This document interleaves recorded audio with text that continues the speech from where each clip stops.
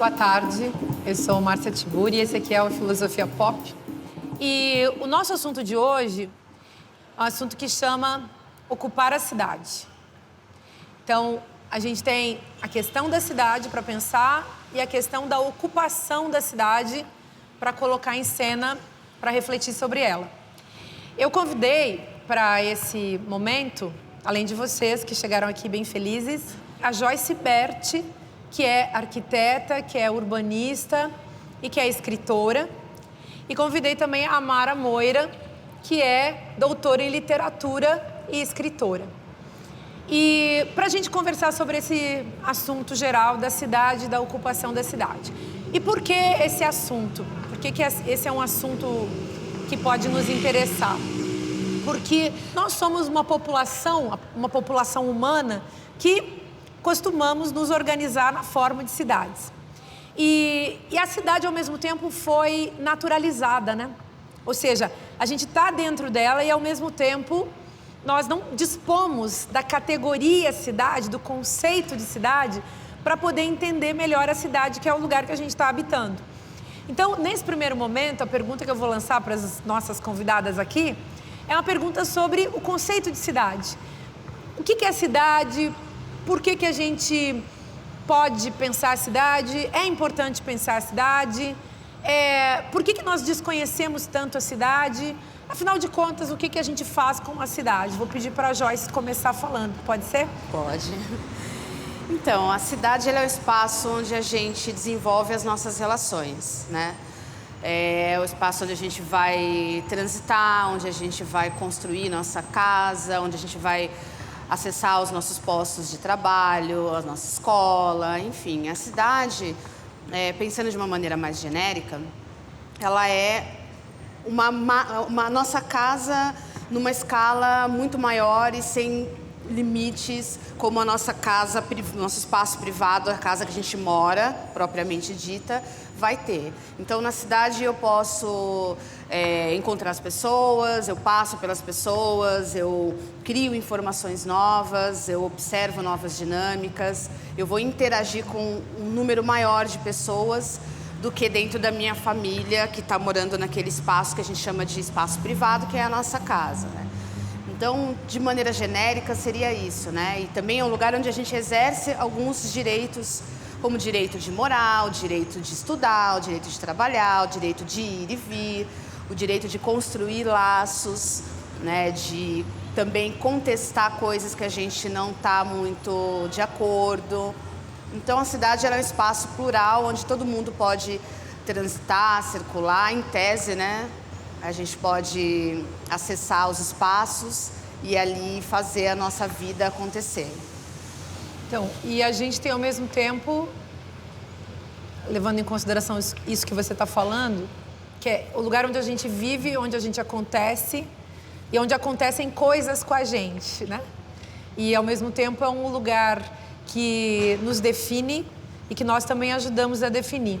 Eu fico pensando se a gente não tem, talvez, olha só o que vocês vão achar dessa ideia, uma fantasia de cidade ou um sonho de cidade. Eu nasci numa cidade do interior, por exemplo, bem assim, lá longe, no interior do Rio Grande do Sul, na Serra Gaúcha.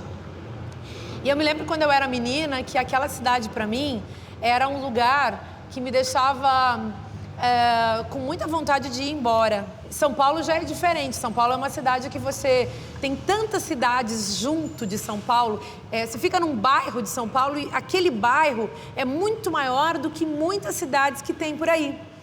E ao mesmo tempo, é claro, esse bairro é apenas um bairro. Ele também tem o seu contexto, o seu isolamento, a gente também pode ficar com vontade de fugir dele para ir habitar um outro, né? Eu coloquei essa categoria aí da fantasia para a gente poder pensar a cidade, porque eu acho que a gente sonha sempre com outra cidade. Que cidade que a gente vive? Qual é a cidade que a gente experimenta? Ou que você experimenta, né? Porque a cidade também, se há uma categoria para pensar, é a de cada um, né? É interessante que, para mim, a cidade ela sempre foi coisas diferentes antes da minha transição e depois da minha transição. Eu sou de Campinas, vivi em Campinas, e Campinas é conhecida como a maior cidade pequena do mundo. Não sei se vocês são de lá, assim, alguém é de lá, mas é uma cidade que, ao mesmo tempo, ela é gigantesca, mais de 1 milhão de habitantes, mas tem uma mentalidade muito conservadora. Então, lá eu não poderia existir como travesti, ou então o tempo inteiro eu seria questionada, deslegitimada enquanto isso, e por conta disso eu precisei vir para São Paulo para começar a minha transição, né? Eu estava ainda estudando lá na Unicamp, eu sou de lá, minha família ainda mora lá, mas eu começo aqui, foram os meus primeiros passos, e aqui eu me mudei para cá quando eu termino também o meu doutorado na Unicamp, porque aqui eu posso ser professora, né? Aqui é uma cidade onde já existem guetos, pelo menos, ou pelo menos a possibilidade de pessoas como eu existirem, subsistirem, ocuparem brechas, e a gente vai abrindo brechas para que mais pessoas trans, mais pessoas LGBTs, mais pessoas negras possam ocupar todos os espaços na sociedade, e não só esses às margens, e não só esses onde ninguém vê. Nessa tua fala, me vem uma questão que eu acho que é super importante para a gente pensar a cidade, que é a questão do corpo. Quer dizer, a cidade é um grande corpo e o nosso corpo é um corpo dentro da cidade, sendo relacionando-se e inventando-se com outros corpos e também com os ambientes, com os espaços, né? Você pensa um espaço como esse aqui, que é uma ocupação geral, que você pode vir para cá jogar, conversar, brincar, ouvir música, sei lá, ler um livro, e você pode ao mesmo tempo ficar seguro, né? Nesse sentido de poder, de exercitar, vamos chamar assim, um direito à cidade, né? Que é uma questão que a gente tem que levantar. Mas eu fiquei pensando, a partir do que você falou, e eu queria lançar essa ideia para a gente discutir aqui, se não existe um inconsciente urbano. Porque o que está em jogo para nós agora? A gente pensar que lugar a gente habita. E se nós naturalizamos a ideia de que a cidade tem que ser assim, você acha que dá para a gente lidar com essa noção de inconsciente urbano, assim, digamos? O que a gente faz com isso, né? Como que a gente traz esse inconsciente para uma consciência? Você acha que é possível produzir essa consciência? Eu acho que é possível. A gente tem uma cultura que é enraizada com ideias mais atrasadas, né? Se a gente for pensar tecnicamente, a composição das nossas cidades, elas obedecem o modelo da Grécia Antiga ainda, né? A maneira como é dividida, essa coisa do espaço público, espaço privado como espaços desconectados, essa limitação, né? Esses povos da Grécia Antiga, Roma e tal, eles tinham uma outra concepção de cidadão, por exemplo. Só era cidadão quem decidia a política. E quem era? Eram os homens, e os homens que tinham poder aquisitivo. Então, as mulheres, os escravos, as pessoas que não estavam nessa categoria já não eram cidadãos. Isso foi formando o quê? Foi formando um inconsciente de que a cidade não pode ser ocupada por todo mundo. E a gente não questionou isso ainda. Então, acho que é um momento que a gente pode começar. O direito à cidade, ele é uma pauta que vem trazendo esse questionamento, né? Para que a gente desperte para essas coisas que estão tão naturalizadas que a gente internalizou e está ali no nosso inconsciente. Então, a gente vai discutindo e questionando por que uma pessoa que foge daquilo que a gente considera normal não é bem aceita nos espaços da cidade, porque, de fato, não é, né? Tem alguns lugares onde as pessoas negras, por exemplo, não são bem vistas. Tem a questão do assédio, que nada mais é do que o estranhamento da figura masculina com a ocupação do espaço por figuras femininas.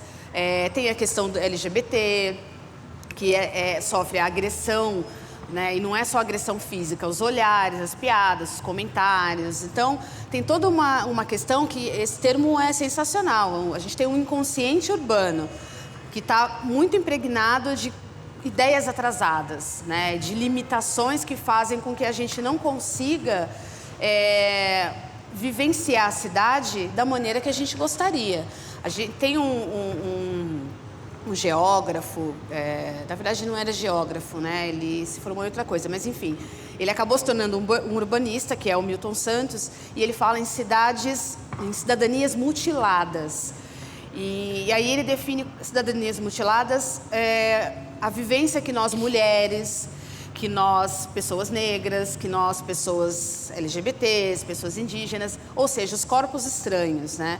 A gente tem a nossa cidadania mutilada porque a gente não consegue usufruir dos espaços da cidade de uma maneira muito plena. A gente tem algumas limitações no nosso trânsito pela cidade, tem pessoas que não têm onde morar, então isso também caracteriza uma cidadania mutilada. Quem mora em situação de rua são pessoas que têm a cidadania mutilada, porque elas estão sendo podadas de um dos nossos direitos fundamentais garantidos pela Constituição, que é o direito de morar. Né? Então, tem uma série de questionamentos que a gente precisa começar a fazer para despertar esse inconsciente urbano e, a partir daí, pensar em como que a gente vai trabalhar isso coletivamente para ter uma cidade do jeito que ela deve ser. E como que ela deve ser? Ela deve ser plural, ela deve ser livre para todos os corpos transitarem, né? Esse grande corpo tem que admitir que outros corpos também circulem com liberdade, com autonomia. Nessa tua colocação, a gente vê também essa ideia de um sistema, de um organismo que organiza, mas que, ao mesmo tempo, produz violência, por exemplo, a segregação. A segregação parece que faz parte de uma certa ideia de cidade, que, nesse sentido da mutilação que você está citando, que é um conceito interessantíssimo mesmo, né? Então, você, como corpo abjeto, para usar uma expressão da Judith Butler, você pode ser tratado como um corpo indesejável dentro da cidade, porque essa cidade que foi construída de uma determinada maneira, na base de uma lógica de segregação, ela é um mecanismo violento, de violência, ela age de maneira violenta, extirpando os corpos. Nesse sentido, as grandes cidades são mais generosas do que, embora elas sejam também muito violentas, elas são mais generosas porque a multiplicidade das perspectivas vem junto com os corpos que habitam esse lugar. É tanta gente, tanta gente. São Paulo, por exemplo, uma das maiores cidades do mundo, né, gente? Uma cidade com, se você pegar a grande São Paulo,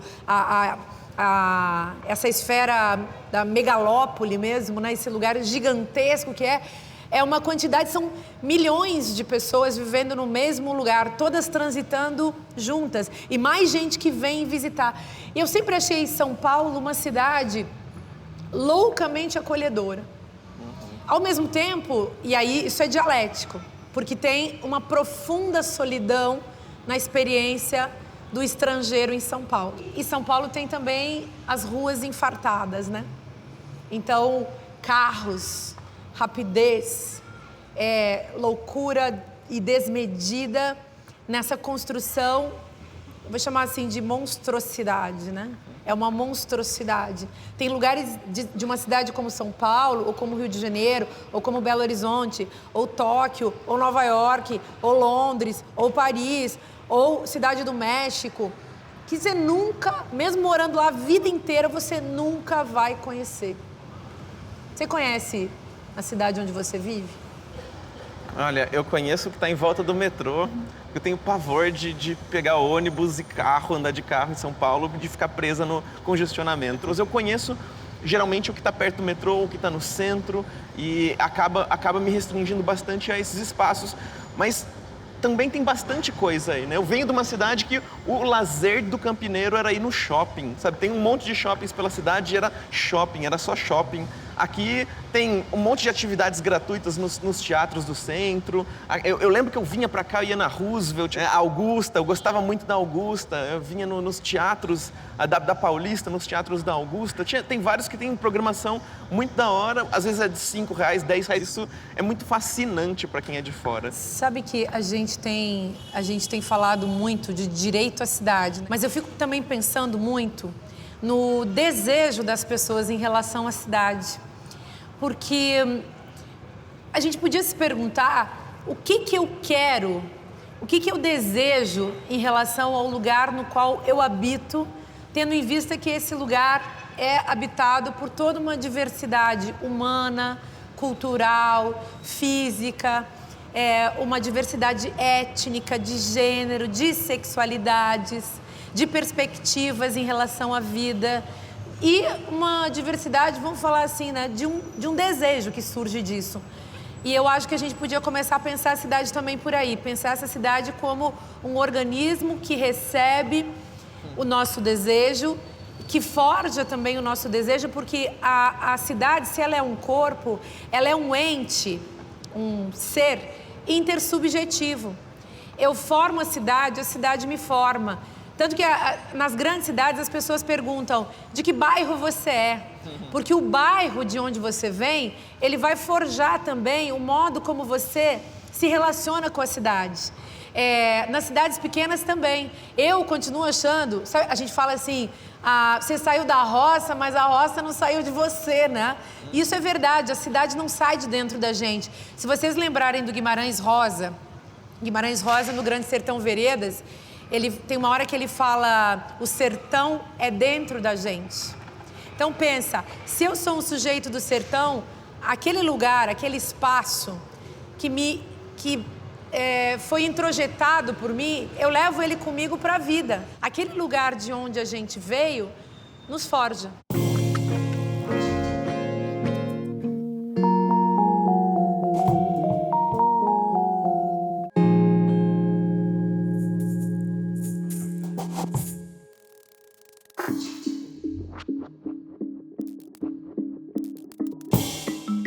Tem essa questão que é super importante da gente mencionar para falar da cidade, que é a questão do direito à cidade.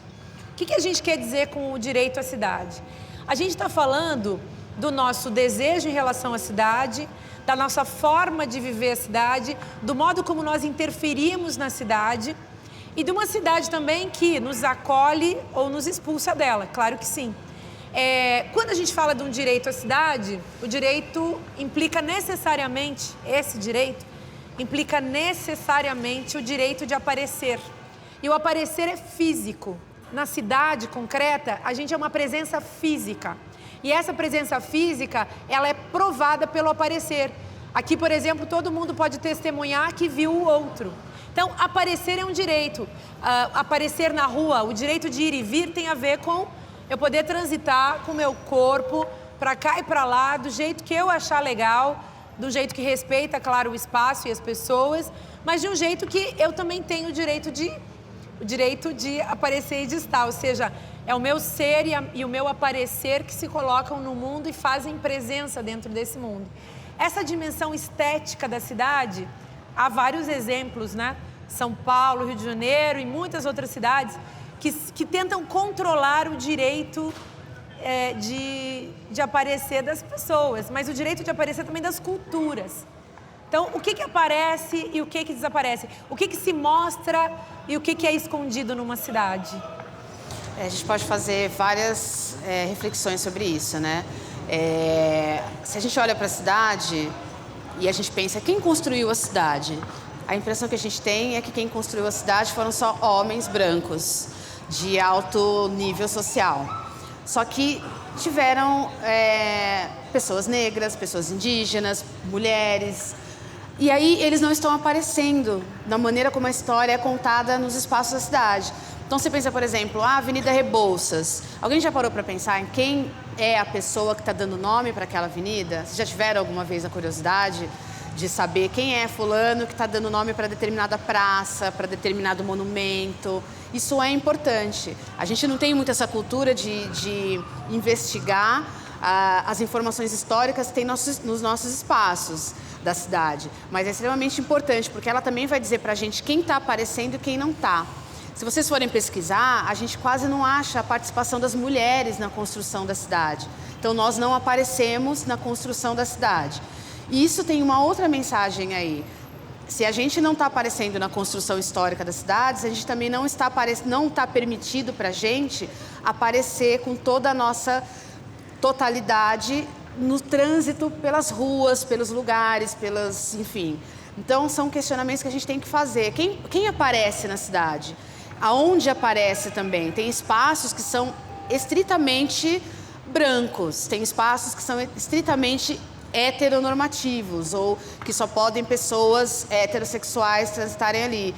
Tem espaços, enfim, tem uma série de limitações que são muito sutis, mas que elas estão ali e elas são sutis, não é que são sutis, na verdade são muito agressivas, mas como a gente está muito acostumado, nosso inconsciente urbano está programado para aceitar aquilo como normal, a gente não para se perguntar, por exemplo, aonde estão as pessoas, aonde as pessoas podem ou não aparecer. E a partir dessa reflexão, a gente começa também a questionar por que não tem, por exemplo, um indígena, uma pessoa negra, um ex-escravo dentro das informações que a gente tem na cidade.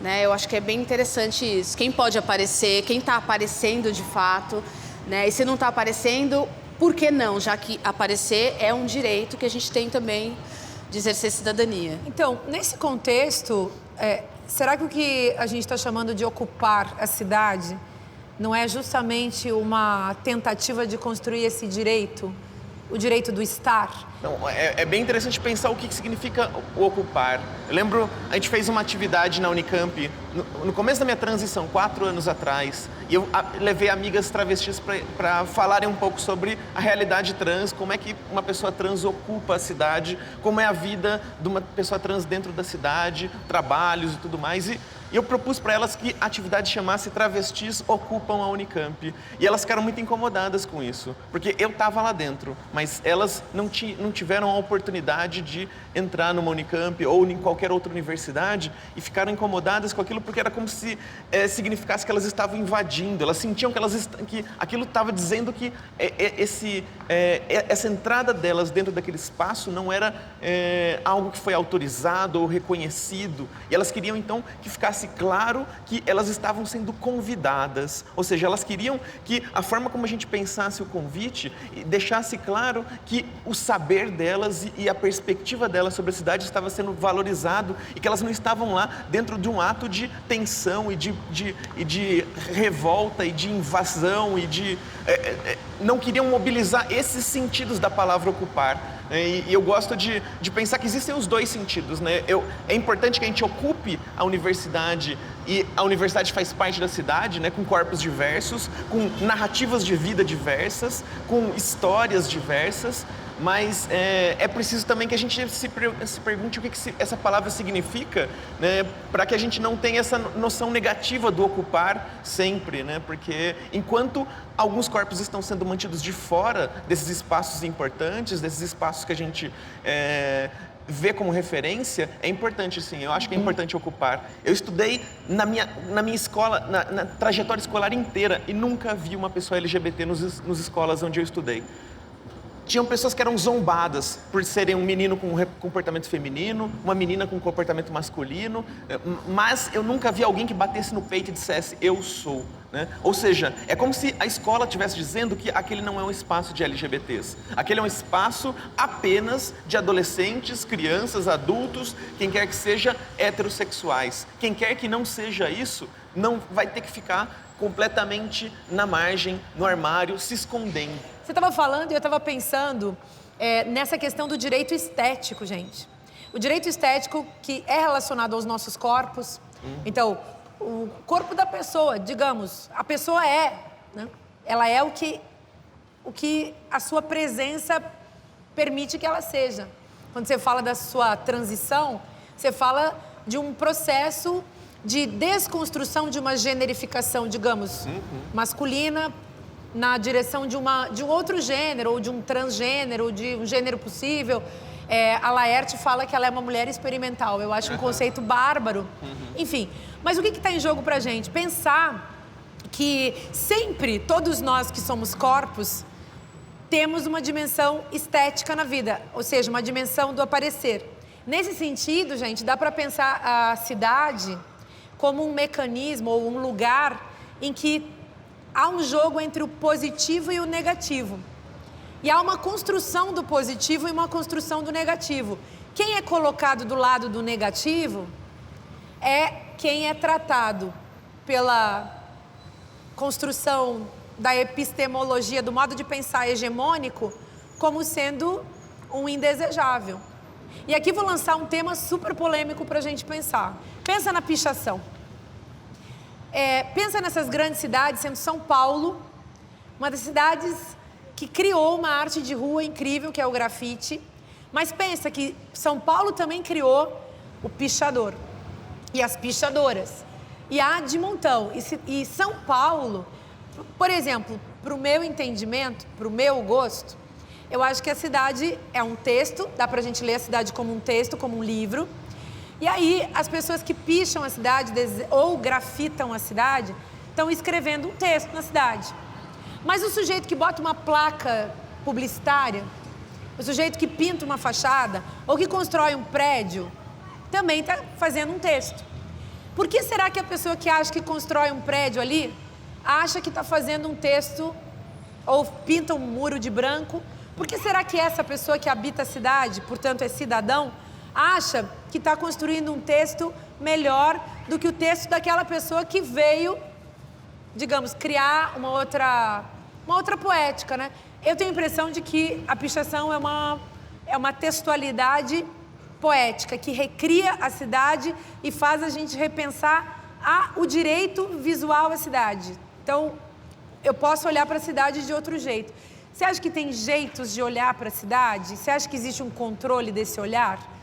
Eu tenho, para mim, tenho como convicção, na realidade, que a pichação, ela também é mais um movimento de resistência a uma linguagem que se pensa homogênea, digamos assim. Então, existe uma turma que quer que a cidade seja linda, só que ela tem um padrão de lindeza, um padrão de beleza. E esse padrão de beleza automaticamente exclui alguns entes que transitam pela cidade. Então, esse padrão, ele é europeizado, ele tem que virar um boulevard onde existe brasilidade. Então, o picha, ele vem para confrontar isso, ele vem para chamar, falar, olha, a cidade, a beleza da cidade é outra, ela não é essa beleza certinha, europeia, elitista e excludente que você está querendo colocar, né? A gente tem esse problema das grandes construtoras que fazem prédios imensos sem se preocupar com o restante da linguagem da cidade. Isso é mais agressivo do que uma pichação. Até porque quando você constrói uma torre de, 20 andares, você não vai conseguir tão cedo desfazer daquela informação dentro da cidade. O picho não, o picho não é permanente. Ainda tem mais essa particularidade. Então, você vai lá e passa uma tinta e você está apagando, né? Agora, eu acho que o picho é isso, essa briga, essa disputa de narrativa. Quem escreve melhor sobre a cidade? Né? Eu estou escrevendo com letras que você julga que são agressivas, que são impactantes demais. Mas, por outro lado, você constrói uma torre com uma arquitetura absolutamente inexistente, porque, em geral, não existe uma informação arquitetônica nessas grandes obras de grandes empreendimentos, né, de varanda gourmet, espaço isso, espaço aquilo. Eles fecham a cidade como se a cidade fosse só deles. Então, aqui você já não pode mais passar. Então, tem uma disputa de narrativa aí que, inclusive, acaba se tornando covarde, porque vai vitimar o pichador. Ele se torna mais um ente indesejado dentro da cidade. Ele já vem de uma linguagem, ele já vem de um lugar de exclusão, e aí ele acaba se tornando duplamente excluído e questionado e hostilizado, porque ele está sujando a cidade. Agora, quem suja mais a cidade? Quem respeita essa necessidade do espaço, de estabelecer relações, de comunicar formas de vida, ou quem vai lá e escreve dizendo, olha, eu estou aqui, vocês me excluíram, mas eu existo, eu estou aqui, eu tenho outras propostas para esse espaço que a gente divide. A questão da pichação, para mim, ela é muito delicada, às vezes, porque eu sempre me lembro de uma das primeiras autobiografias trans publicadas. Ela vai trazer uma passagem em que ela fala, era uma travesti paraibana, chama Princesa o livro, e ela vai falar sobre a vida dela, né, como como foi se assumir lá no interior da Paraíba e como foi sair de lá e viver a prostituição nos grandes centros urbanos durante a ditadura e como foi chegar em São Paulo, nos anos 80, e ela encontra então as muros de São Paulo pichados com a inscrição, né? Limpe São Paulo, mate uma travesti por noite, sabe? Às vezes também tem coisas assim, a gente pensa de uma perspectiva, de uma certa perspectiva pichação, mas também ela pode ser um instrumento de reprodução de várias violências também, né? Pode sim. É um objeto que mas, assim, serve para várias coisas. Não, claro, como todo texto, né? Então, quando a gente está falando aqui, por exemplo, em disputa de narrativa, vocês sabem o que é uma narrativa? Sabem, né? Uma narrativa é uma conversa, uma fala, uma ideia. É toda uma construção, como se existisse assim, uma espécie de produção de um grande texto a partir do qual as pessoas vão sair pensando. Isso aí é passado para todos vocês.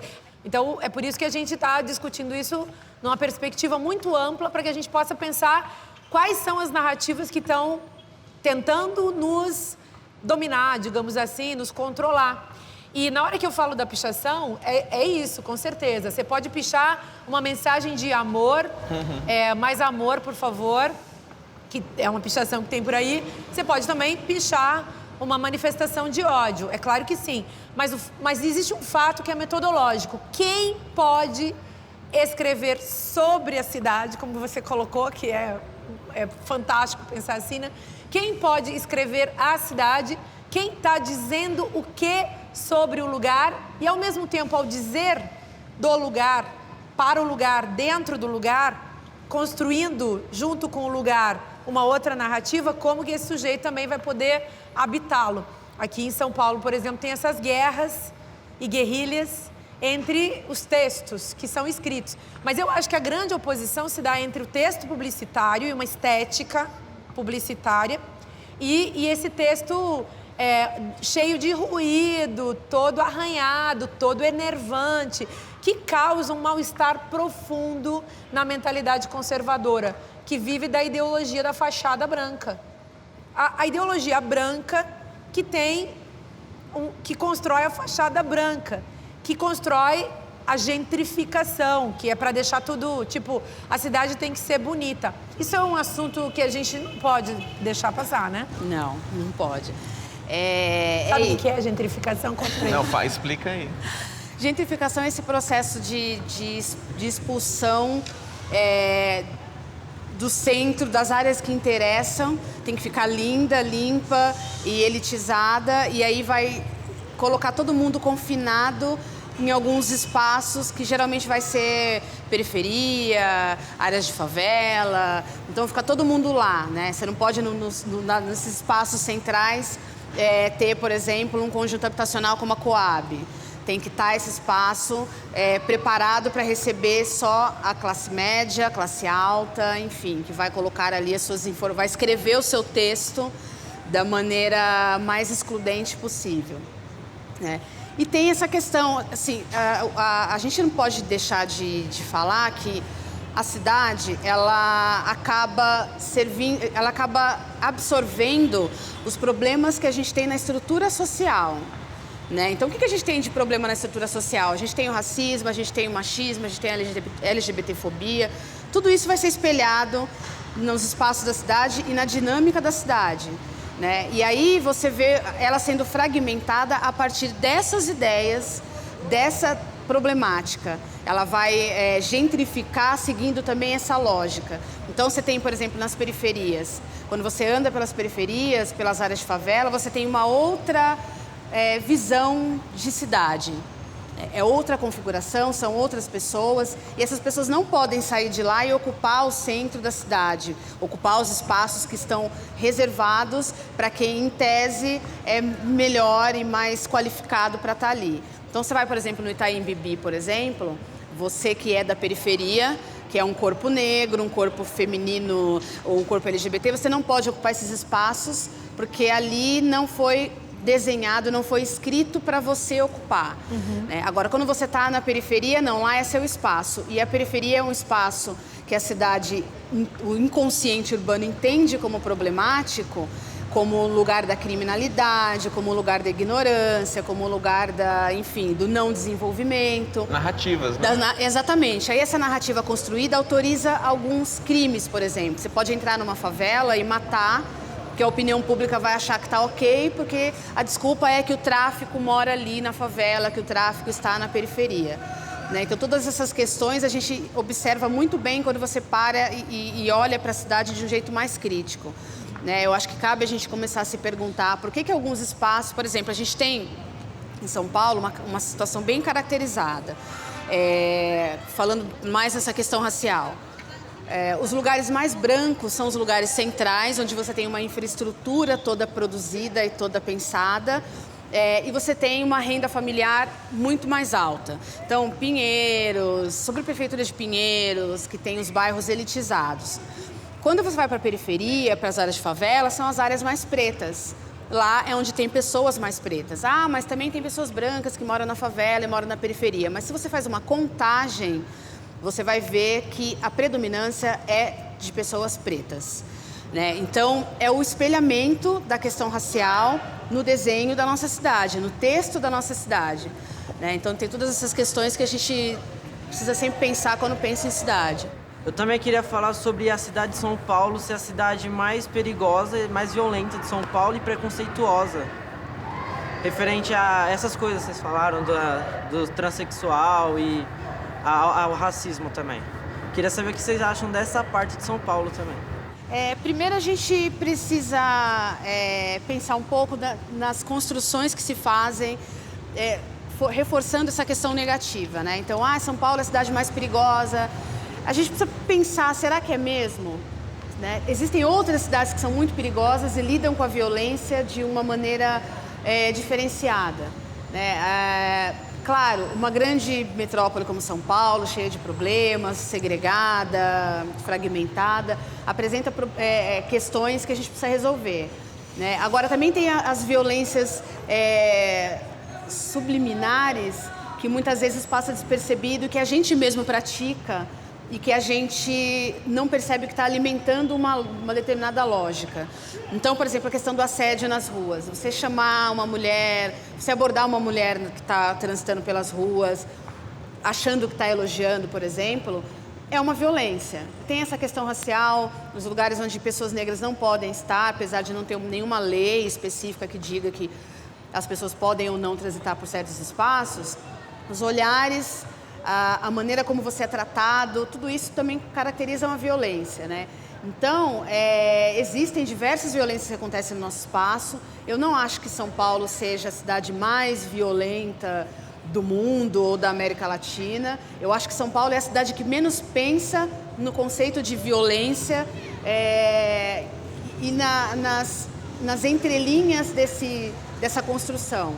Eu acho que a gente pode resolver muitos problemas, a educação é um canal para isso, mas a gente também tem que olhar com uma certa generosidade para a nossa cidade para propor melhorias onde dá para se melhorar.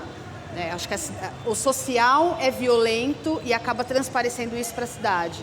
Então a gente tem que se questionar em que momento a gente alimenta as violências, as dinâmicas violentas que acabam vitimando a gente mesmo, como o racismo, por exemplo, embora ele seja um problema da pessoa negra, ou que a pessoa negra sofre, de alguma forma ele vai voltar. As exclusões da cidade, de alguma forma, elas vão voltar para os seus polos menos visíveis, assim, digamos assim.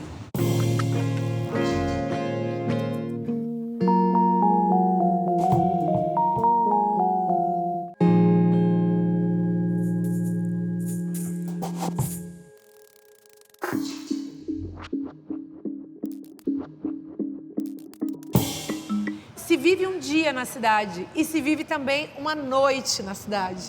Eu queria muito que a gente pensasse um pouco a noite das cidades. Eu estava pensando na minha cidade. Eu vim de uma cidade muito pequena e na cidade onde eu vivia, a gente podia ir para uma festa à noite e voltar para casa caminhando às 6 da manhã no escuro. Isso, tô falando, eu fui adolescente final dos anos 80, gente. E aí tinha essa coisa de poder ficar à noite na rua, de poder caminhar na rua. Hoje, nem lá na minha cidadezinha pequena, as pessoas podem mais fazer isso. Porque há uma dimensão uma nova experiência, eu acho, de um plus, vamos chamar assim, de violência, que tem a ver com milhões de questões mais complexas do que o simples paradigma mercadológico da segurança, né? E à noite? Então, acho que dava pra gente pensar nisso, porque as cidades também são feitas pra gente não poder vivê-las à noite, hoje em dia, né? Então, à noite, a cidade, essa delimitação subjetiva de quem pode ou não transitar pela cidade, ela se intensifica à noite, né? Porque o espaço noturno é um espaço que não é para as mulheres, por exemplo. A gente se sente muito insegura em caminhar pela cidade na madrugada. Então, quer dizer, porque assim, quando a gente tem a mulher vindo para as cidades para trabalhar, a mulher vem, trabalha, estuda e tal, sai do espaço doméstico e passa a ocupar o espaço público, ela vai para trabalhar especificamente. Se for para se divertir também, tem um determinado horário. Então, o espaço noturno, ele é um espaço que diz claramente para as mulheres, olha, vocês não podem transitar depois que escurece. E o homem pode. Agora, tem uma outra característica que eu acho que talvez a Mara possa aprofundar mais. O espaço noturno é um espaço para pessoas errantes, de acordo com a mentalidade social. Então, você vai ter as pessoas da prostituição, as pessoas da criminalidade transitando por esses espaços com mais fluência.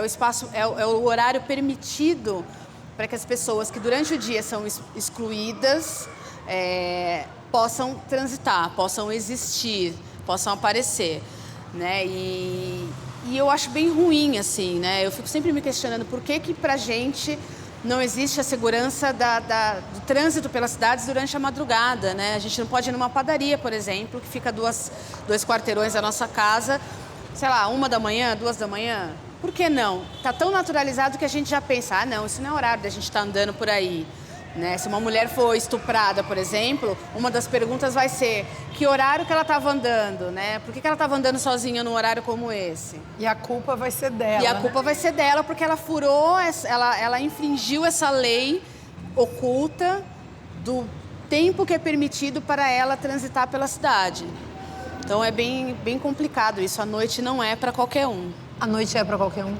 Essa é uma questão, né? Porque a gente geralmente pensa, né? Como a noite não é um espaço que deve ser ocupado por mulheres, mas ao mesmo tempo tem uma certa categoria de mulheres que é muito presente no nosso imaginário de noite, né? Então as mulheres trans e cis, cis vocês sabem o que é? Cis é o contrário de trans. Todo mundo que não é trans é cis. Então vocês aí, se ninguém é trans aqui, é tudo cis, ou seja, tem as prostitutas que são cisgêneras, cis, e as prostitutas que são trans, travestis. E esse é um espaço muito ocupado por nós.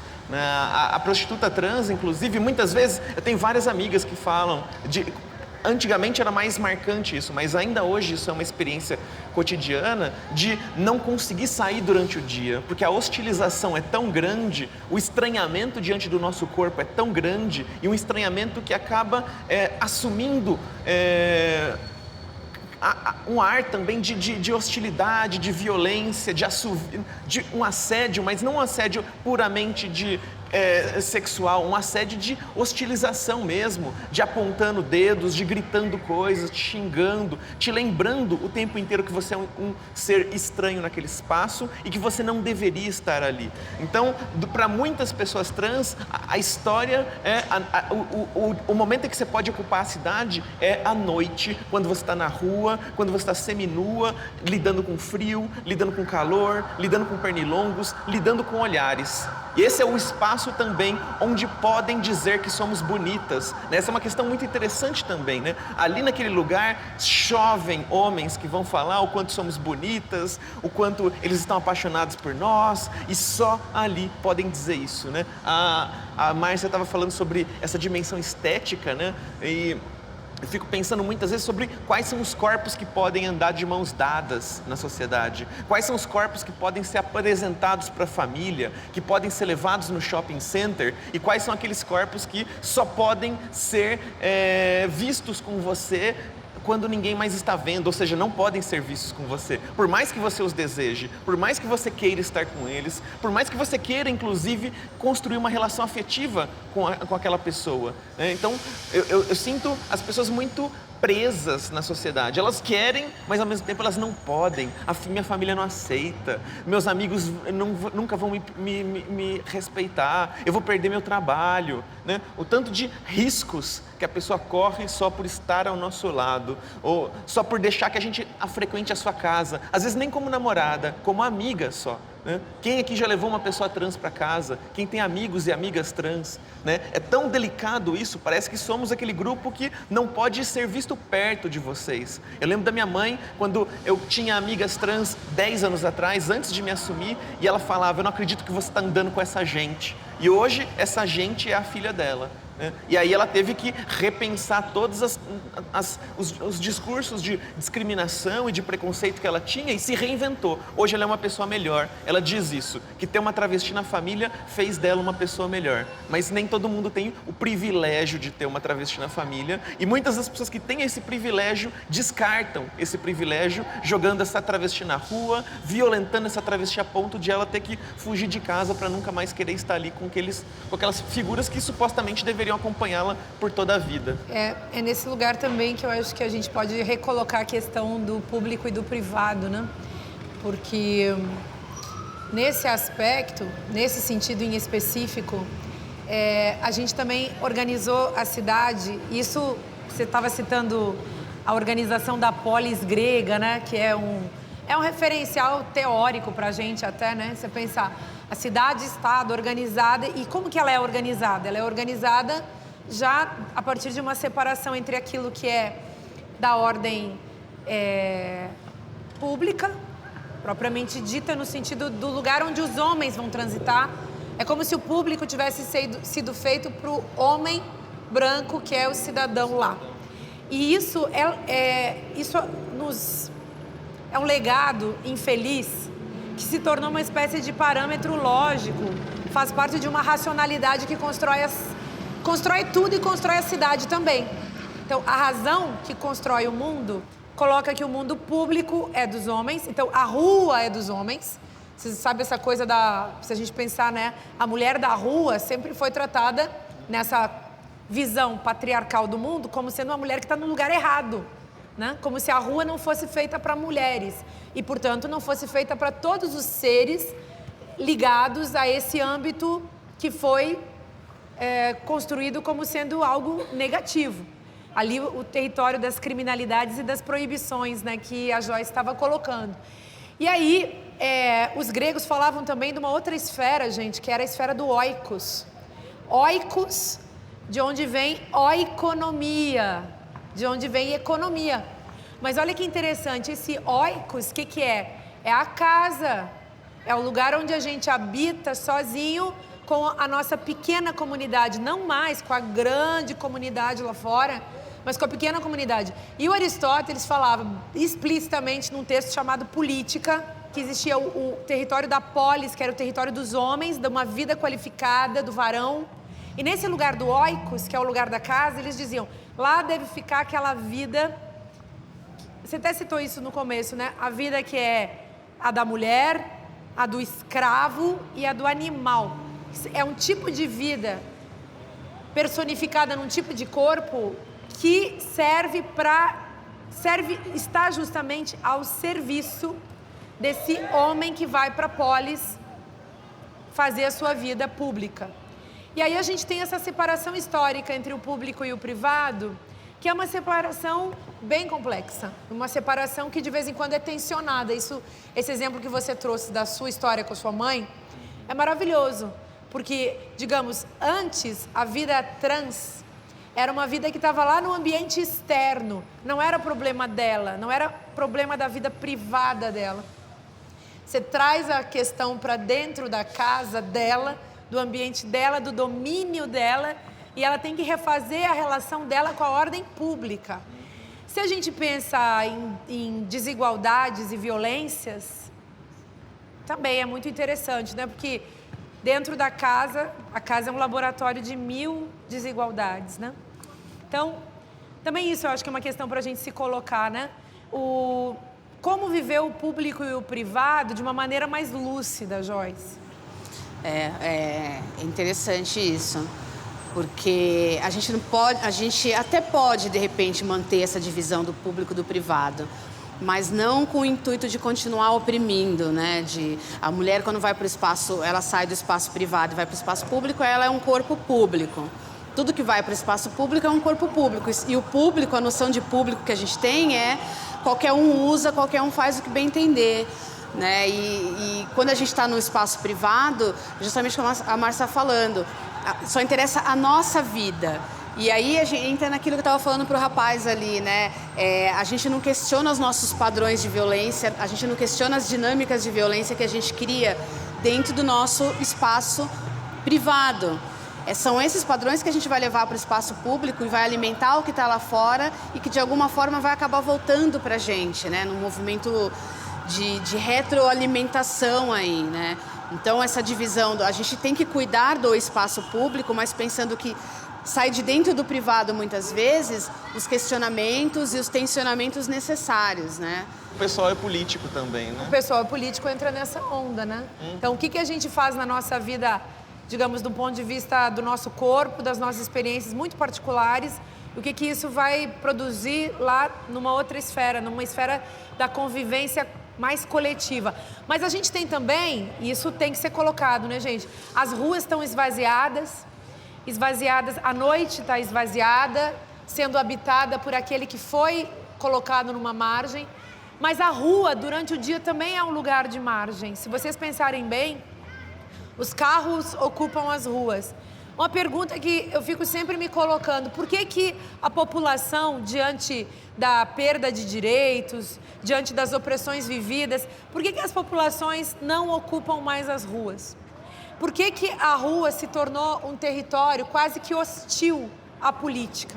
Será que nós também não estigmatizamos a rua e desempoderamos a rua, porque nós vivemos hoje num outro estilo de convívio, que é o convívio espectral das redes sociais?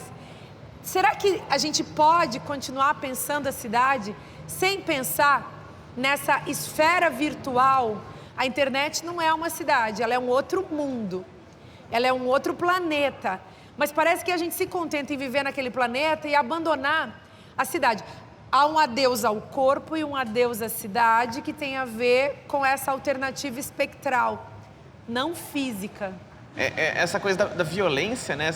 Esse medo da violência, que é um medo estimulado pela própria mídia hegemônica, essa coisa de a gente vê tantos programas sensacionalistas o tempo inteiro gritando, mostrando mortes sangrentas e reprisando essas mortes. A gente estava conversando aqui antes de começar, né? Sobre o World Trade Center lá, o aviãozinho batendo na torre, batendo várias vezes. Para quê? Para que fique na memória, para que aquilo crie uma sensação de que o lado de fora de casa é tudo muito perigoso. Então fica reprisando, repetindo aquela imagem para criar também um estado de espírito e uma narrativa sobre o que você vai encontrar se você sair da sua casa. E aí também a nossa dependência, né, de aparelhos celulares e tudo mais, e esse medo de perder esses objetos, caso você está na rua, você pode ser assaltado. Então eu lembro de um conto do Cortázar, que é um escritor argentino, que ele fala, quando te dão um relógio, não te dão apenas um relógio, te dão uma prisão, uma algema. É como se algemassem o relógio na sua mão e a partir daquele momento o relógio se torna parte de você. E você tem medo de perder aquele relógio, você tem que consultar a cada 5 segundos que horas são, coisa que você não tinha que fazer quando você não tinha um relógio. Então, ou seja, esses artefatos todos que vão chegando na nossa vida e que a gente já nem sabe mais se pensar sem eles, eles vão também criando uma nova maneira de ocupar o nosso tempo e ocupar o espaço. O racismo, a xenofobia e a homofobia nunca vão deixar de existir. Sempre vai ter um infeliz para praticar o preconceito. Mas é um futuro utópico, um futuro sem preconceito. Mas na opinião de vocês, o que vocês acham que está faltando na sociedade para a gente chegar pelo menos perto desse futuro utópico? Ou vocês acham que é desenvolvimento individual dos cidadãos? Ou vocês acham que é participação do governo, da mídia? O que vocês acham? É importante pontuar que preconceito é diferente de racismo, é diferente de machismo, LGBTfobia e tal, né? O preconceito é algo que você pode desfazer com uma certa facilidade. Quando a gente está falando dessas opressões estruturais, a gente está falando de um pensamento, mas também de uma série de práticas que foram sendo utilizadas para montar a sociedade dentro dessa lógica, e o intuito é criar vantagens ou privilégios para alguns em detrimento de outros. Então, o homem poder transitar pelos espaços da cidade às 3 da manhã é um privilégio que nós, mulheres, não temos por conta da opressão estrutural que é o machismo, né? Agora, essa ação de cada um faz um pouco, ouvir, conversar, dialogar, e aí também cobrar do poder público, a educação, tudo isso, cada um fazendo a sua parte, a gente consegue avançar muito. A gente tem que tomar só cuidado de não conseguir superar algumas práticas discriminatórias e trazer outras no lugar. Né? Porque sempre é isso, né? Desde o começo dos tempos até hoje, a gente está inventando quais são os segmentos sociais que podem ser jogados para a margem. E a sociedade vai criando grupos que vão ocupar as margens como uma forma também de disciplinar o restante da sociedade. Usam esses grupos que estão sendo violentados como uma maneira de manter os outros no lugar e fazendo o seu papel e não se revoltando, não se rebelando, porque você pode ir ocupar aquele espaço. Então, não se assuma LGBT. Você quer ser LGBT? Então você fica no armário. Porque se você se assumir, onde você vai parar? E aí tem toda uma margem da sociedade ocupada por essas pessoas. E aí quando essas pessoas conseguem começar a abrir brechas na sociedade, e essas brechas vão derrubando os muros, né? Porque é isso, a gente vai criando fissuras. E quando a gente vai criando fissuras, a gente vai derrubando essas estruturas que foram pensadas para nos segregar. A gente vai começando a ocupar mais espaços. Mas aí, quais LGBTs vão começando a ocupar mais espaços? Né? São LGBTs brancos, endinheirados, que ocupam os lugares mais nobres da cidade. Então, ou seja, não é todos os LGBTs que a gente está vendo uma transformação da sociedade para discutir todas essas questões, mas não é para todos os LGBTs, não é para todas as pessoas negras, não é para todas as mulheres. Né? O elitismo é também, essa questão de classe social também é uma questão muito séria para a gente, a concentração de renda, tudo isso é muito significativo também para a gente, é algo que a gente precisa também lutar contra. Talvez, para mim, por exemplo, que sou professora de filosofia, eu curto muito sempre pensar numa dimensão ética e numa dimensão política que sejam capazes de nos fazer ultrapassar esse limiar, digamos, dos preconceitos e das opressões estruturais, como apareceu na fala da Joyce. Então, na dimensão ética, é o papel individual mesmo que entra em jogo. Então, eu posso jamais conseguir construir uma utopia. Sozinho não vou, mas eu posso sempre antecipar na minha pessoa. Então, digamos, a sociedade não vai conseguir eliminar os preconceitos e as opressões, mas eu posso eliminar em mim. Isso já é um começo bacana. Se eu consigo fazer essa dimensão ética, da subjetividade, do individual, do singular, construir o coletivo, eu chego na dimensão política. E aí a política, ela serve para organizar melhor a vida de todo mundo e fazer com que todos tenham direito de existir e todos tenham direito de expressar, enfim, o seu desejo, a sua vontade, a sua maneira de ser, nas mais diversas esferas da vida. E nesse caso, é tão importante a gente pensar num desejo democrático, né, que é um desejo que não destrói o do outro. Porque o desejo autoritário, ele destrói o do outro. E aí não tem mais espaço para ninguém conviver. Acho que o conceito de convivência também vai ser muito bom da gente levar para casa para pensar. Pensar muito no que significa o convívio, no que significa eu ter o direito de estar aqui e o outro também. Então, pensar nisso pode ser uma saída para a gente ir melhorando o nosso modo de estar no mundo junto com as outras pessoas. E a partir daí, pensar outras arquiteturas, outros urbanismos, outras ocupações, outros corpos, outras territorialidades. Gente, quero agradecer muito a presença das nossas convidadas incríveis e a presença de vocês. Foi super lindo, obrigada. Música